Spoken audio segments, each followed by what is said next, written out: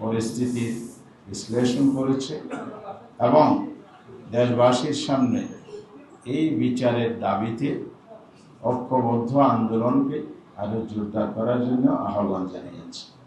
আপনারা জানেন, সারা দেশে আমাদের আন্দোলনের যে দূষিত কর্মসূচি, বিভাগীয় শহরগুলোতে সমাবেশ হচ্ছে, বিপুল পরিমাণ লোক এই সমাবেশে সাড়া দিচ্ছে, দলে দলে মিছিলে মিছিলে যোগদান করছে, নেতৃবৃন্দের বক্তব্য শুনছে।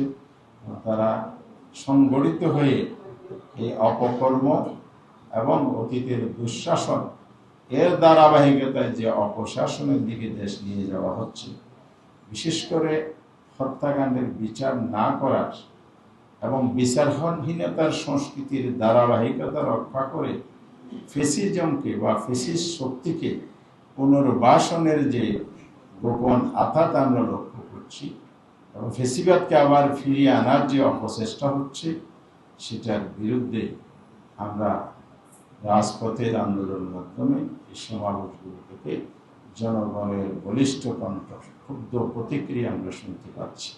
ইতিমধ্যে 3টি বিভাগীয় শহরে, রাজশাহী, খুলনা, এরপরে আমাদের চট্টগ্রাম, 3টি জায়গায় সমাবেশ হয়েছে।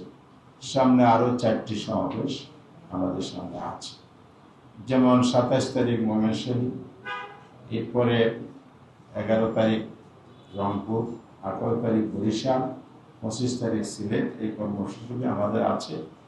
এগুলো আপনারা বাস্তবায়ন সম্প্রচারের ক্ষেত্রে মিডিয়ার একটা ভূমিকা ছিল, আমরা এই জন্য আপনাদের প্রতি কৃতজ্ঞতা জানাচ্ছি।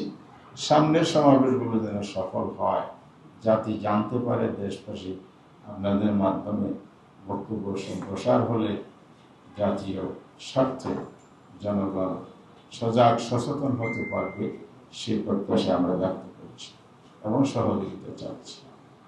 এই সাথে আমরা গত 2 দিন 12 তারিখ 26টি সীমান্ত জেলাতে পশ্চিম এবং সীমান্ত হত্যার প্রতিবাদে নাগরিক সমাবেশ, প্রতিবাদ সমাবেশ করেছি।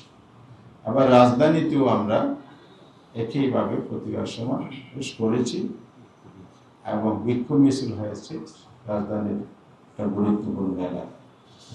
আজকের মিটিংয়ে আমরা 2 দিনের কর্মসূচি পুনর্নির্ধারণ করেছি, যা আপনাদের সামনে আমরা এখন তুলে ধরতে চাই।